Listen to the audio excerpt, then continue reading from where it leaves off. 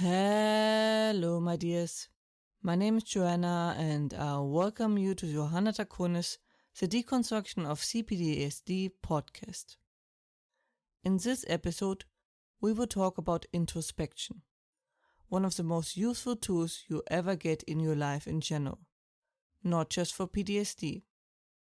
It is the same base mechanic EMDR uses and helps you to process anything so much faster and more.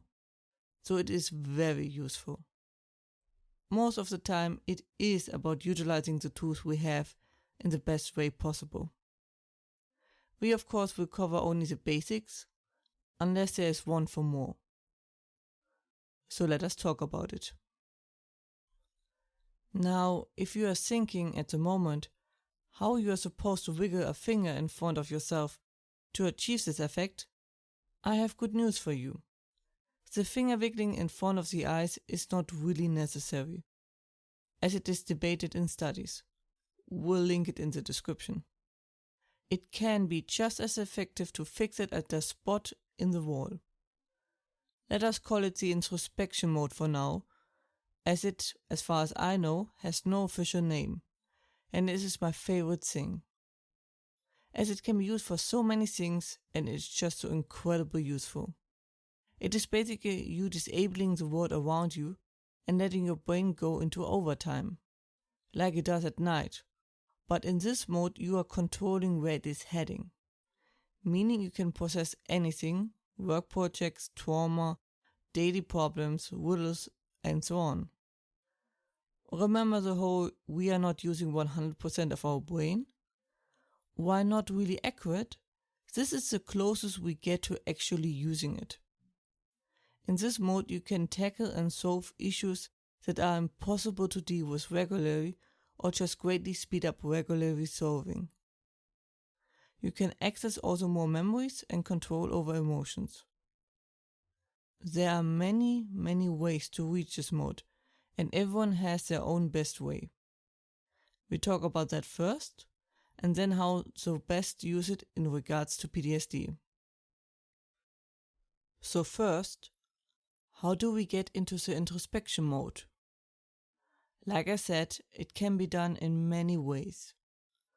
Focusing out on a wall, doing a hobby that just keeps your hands busy, meditating of course, self-hypnosis, daydreaming, the right music, or whatever you can come up with. Now, how do you know you have reached that mode? Were you ever so gone that someone had to touch you or shout at you to make you come back? Like everything disappeared? Sounds, smells, the people around you and the like? That is basically it. Your goal is to disable the outside world as much as possible while still having a foot in that door that keeps you connected and allows you control over it all, which is usually lacking during the same mode at night.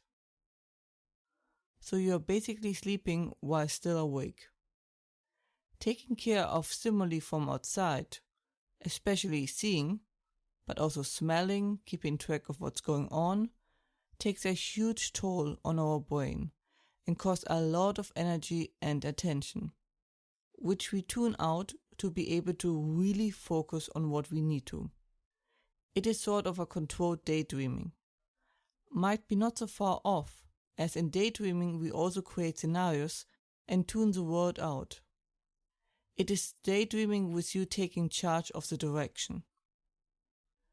What is also very common is that once you enter that mode, the thoughts and issues you suppress and distract you from will become louder and louder, as this is a working mode to get stuff done, and it is perfect for that purpose. Which leads us to the second point, about how to best use this mode for PTSD.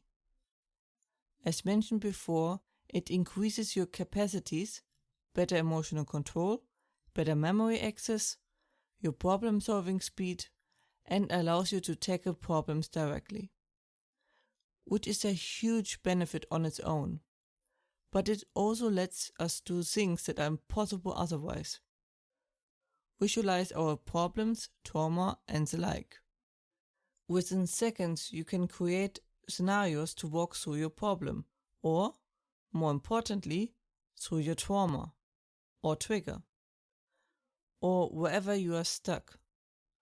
While you can summon scenarios, so to speak, I usually recommend letting the brain create them and you going along, as it is usually goes to things that are already getting worked on and therefore most close to getting solved. It did the prep, so to speak.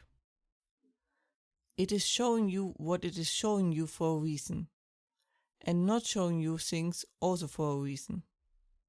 Like everything, you need to learn and get the hang of it. With experience, you can pretty much hop in and out of it. It is a thing of balance. A sort of gliding and going with the flow. If you go down the wrong path, you will go against the stream and disconnect. So if you are feeling you are slipping away, it might be because you are moving away from the issue and the scenario. Like I said, this episode is here to cover the absolute basics. I can do step-by-step tutorials or go by example. Just let me know if there's any interest for that. That was it for today's episode. I hope you found it helpful. Hope you are safe and well.